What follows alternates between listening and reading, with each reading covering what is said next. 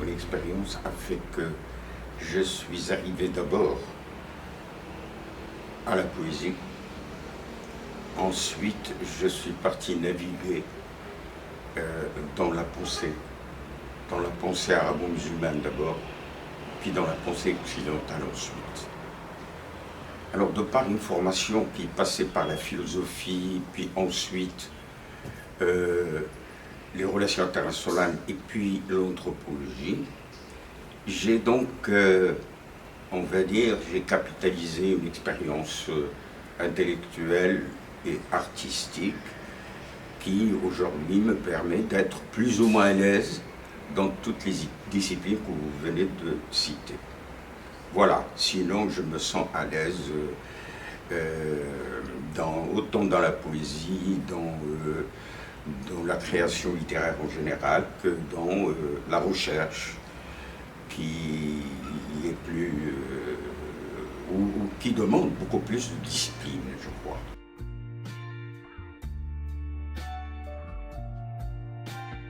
Ça a été mon amour de jeunesse. Et j'avais fait même naguère les cours Simon à Paris. Et je crois que jusqu'à ce jour, nous ne sommes que 2 Marocains qui avons fait ces cours Simon, qui sont très célèbres. Bon, la vie a fait que, à l'époque, dans notre pays, il n'y avait pas moyen de satisfaire cette vocation. Donc, c'est pour cela que je m'étais tourné à l'époque vers une formation sur le tas dans le journalisme avant d'aller entamer une longue marche académique.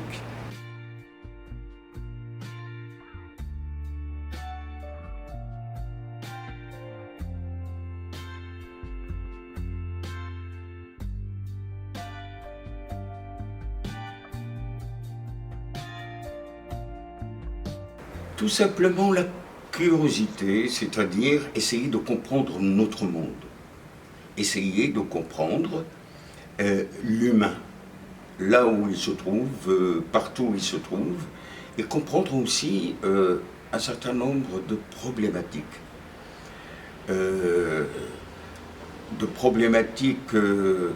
Relatives autant à la psychologie de l'être humain,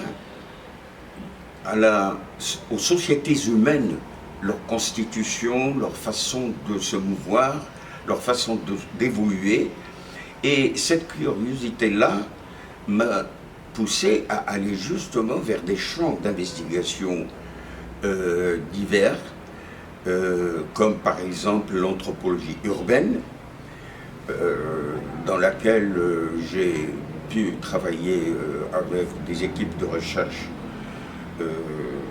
occidentales et arabo-musulmanes, et puis ensuite l'islamologie, et ensuite aussi les relations internationales, à savoir la géopolitique, la géostratégie. Et donc c'est cette curiosité qui m'a toujours poussé à aller chercher les moyens pour décoder un certain nombre d'équations à moult inconnues.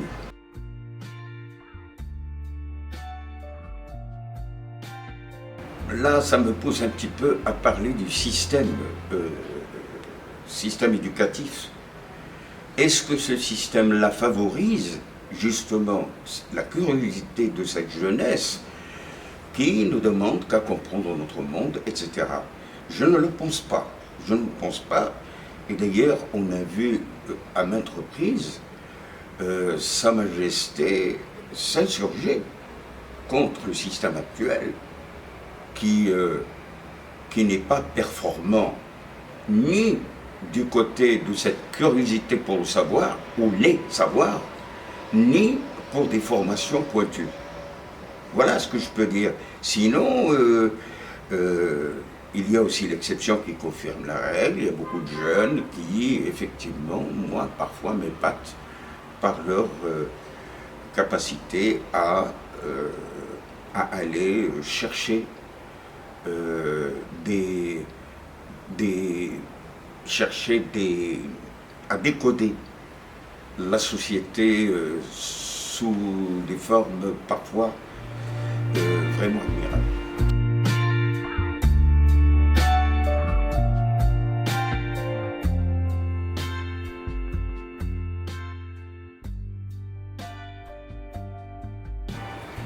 Alors, avant tout, je voudrais préciser quelque chose. Souvent, j'entends les gens parler de modernité au singulier. Moi, je mets le mot modernité au pluriel. Pourquoi? Parce que, déjà, la modernité, je donne un exemple, la modernité japonaise n'est pas la modernité française, n'est pas la modernité américaine, n'est pas non plus la modernité, je ne sais pas, que sais-je, allemande ou chinoise. Donc, la modernité, on y accède à sa manière. Chaque pays doit pouvoir sauvegarder ses spécificités à condition que ces spécificités-là ne soient pas un frein de cette même modernité, de l'évolution vers cette modernité. Alors, vous allez me dire, mais c'est quoi la modernité alors? Il y a un socle commun que partagent toutes ces nations modernes. Ce socle commun est constitué de valeurs. Et ces valeurs-là sont par exemple le respect de la personne humaine, la démocratie, comment dire, le partage des fruits de la richesse dans un pays, etc., d'une manière égalitaire, etc. Ce sont ces valeurs-là. Et ces valeurs-là nous viennent d'où? Elles nous viennent des Lumières, par exemple. Elles nous viennent d'ailleurs, certaines de ces valeurs-là viennent depuis l'époque de la Renaissance. Et puis ensuite les Lumières, où on a pu élaborer des textes fondateurs comme la Déclaration universelle des droits de l'homme et du citoyen, 1791, la Déclaration américaine des droits de l'homme, puis ensuite la Déclaration universelle des droits de l'homme au lendemain de la Seconde Guerre mondiale, la Déclaration européenne des droits de l'homme, etc., etc. Ce sont des textes où il y a un certain nombre de valeurs auxquelles nous devons accéder, nous aussi, mais tout en sauvegardant un certain nombre d'éléments constitutifs de notre identité.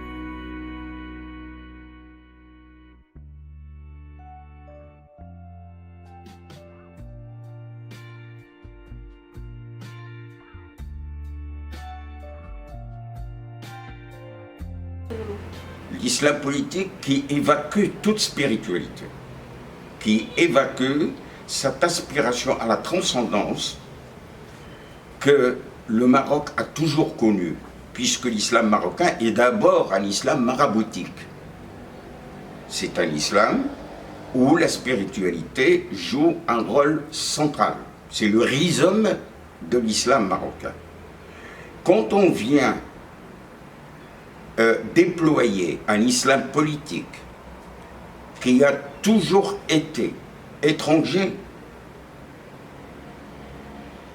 aux Marocains et au Maroc, et l'articuler autour de dogmes et d'idéologies parfois meurtrières, ceci constitue effectivement un danger mortel pour notre pays et pour la modernité, pour le projet modernitaire marocain. Et ce projet modernitaire, rappelez-vous, il a été annoncé par le roi Mohamed VI dès son arrivée au pouvoir. Il l'a expliqué en long et en large, et puis jusqu'au jour où les élections, qui sont aujourd'hui libres dans ce pays, et ça personne ne peut le mettre en doute, ce qui n'était pas le cas auparavant, ont pu donner une majorité à un parti islamiste qui, on l'a vu depuis 2011, qui a utilisé le label de l'islam à des fins souvent démagogiques, toujours vicelardes, vicieuses, et en évitant tout simplement d'épouser les impératifs d'une modernité qui a avec ses exigences.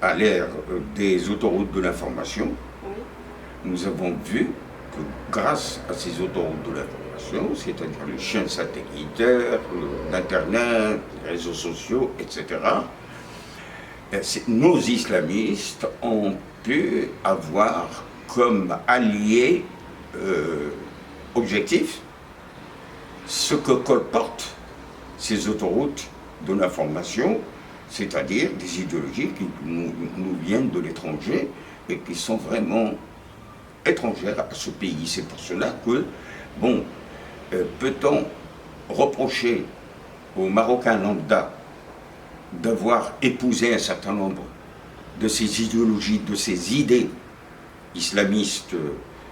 Oui, on peut le reprocher, mais est-ce qu'on a aussi offert aux Marocains les moyens de se prémunir contre ce sarcome, contre cette espèce de, moi j'irai plus loin, de sida mental qui abrutit nos concitoyens?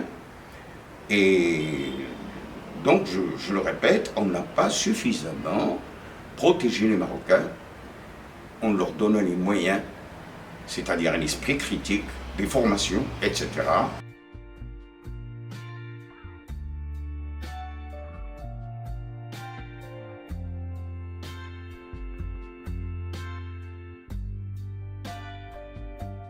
Islamisation de la modernité, ça c'était Cheikh Abdeslami Yassine qui a intitulé ainsi l'un de ses pamphlets, Islamiser la modernité. Alors, c'est vous dire un petit peu si nous sommes vraiment loin de la vision modernitaire telle que les élites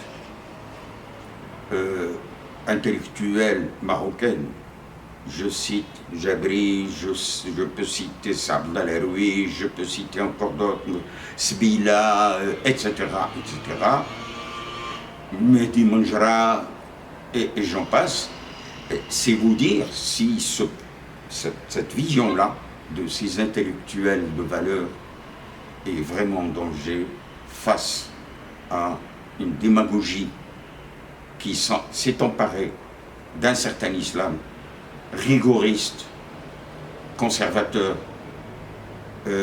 moyenâgeux, anté-islamique, si je puis dire, pour vraiment polluer l'atmosphère politique de ce pays.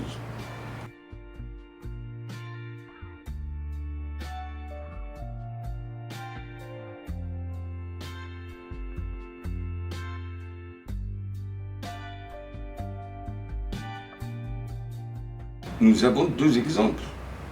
L'exemple du Japon, de la Corée du Sud, par exemple, des pays asiatiques en général, qui ont pu sauvegarder le meilleur de leurs valeurs ancestrales. Parfois, ces valeurs-là remontent à plusieurs siècles avant Jésus-Christ. Je pense par exemple à Confucius, le chinois. Je pense à la notion de discipline et de respect qui prévaut aussi bien d'ailleurs au Japon qu'en Corée qu'en Chine. Ce sont des valeurs cardinales de ces pays. Et ces pays-là ont pu accéder à une modernité qui est très respectable, notamment par exemple le Japon ou la Corée du Sud, où il y a une démocratie réelle. Je ne parle pas de la Chine qui est un cas spécifique, mais enfin, ou l'Inde par exemple. Donc il est vraiment possible dans ce pays de sauvegarder les fondamentaux ethnoculturels et les marier avec un projet modernitaire qui épouse les valeurs universalistes. C'est possible.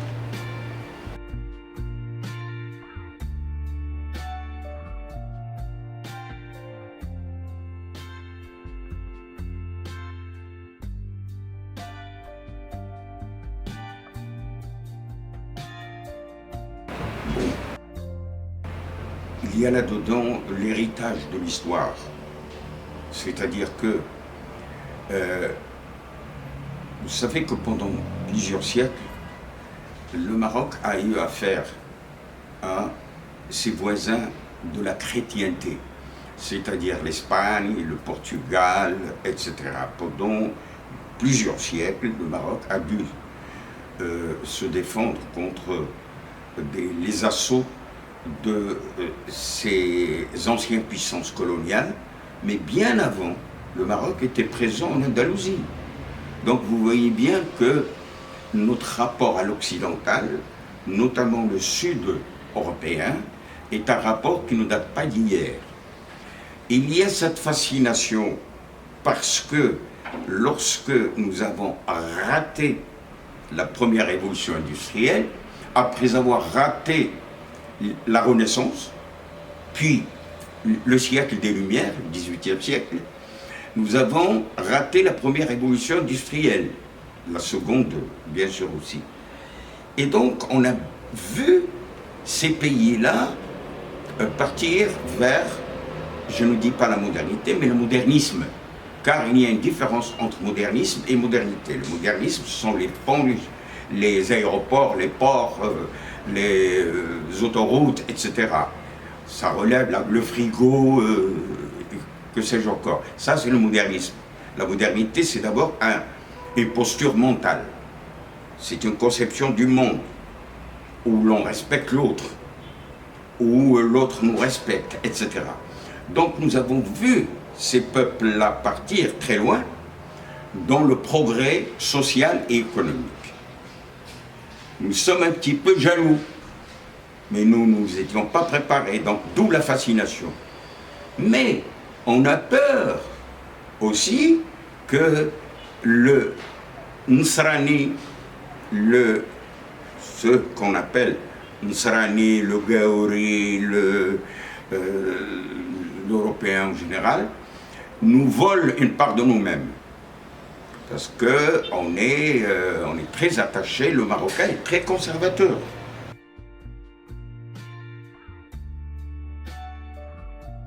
Mais bien sûr, rappelez-vous le livre de Feu Lalla Fatima al-Mernissi, ma confrère Rahma, qui avait parlé de la peur modernité, ou la modernité qui fait peur. Bien entendu, parce que ça exige un courage extraordinaire.